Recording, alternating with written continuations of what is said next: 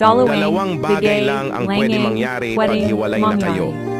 Una, gagawa siya ng paraan, susuyuin ka, at ipapakita na ayaw kanyang mawala sa buhay niya.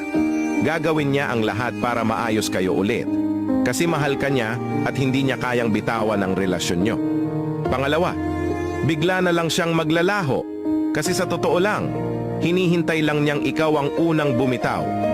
Baka may iba na siyang plano o tao na iniintay, kaya hindi siya gumagawa ng effort na ipaglaban ka. Kaya ang pinakadapat mong gawin, hayaan mo siya. Bigyan mo siya ng space para malaman niya kung ano ba talaga ang gusto niya. Huwag mo pilitin ang sarili mo sa taong hindi na pinipili ang pagmamahal mo. At kung kinaya niya na wala ka sa buhay niya, alam mo na ang sagot, hindi ka niya mahal. Nagstay lang siya dahil kailangan ka niya noon. Pero ngayon, ikaw na ang option na hindi na niya kailangan. Huwag mo nang sayangin ang oras mo sa taong hindi kayang ipaglaban ang halaga mo.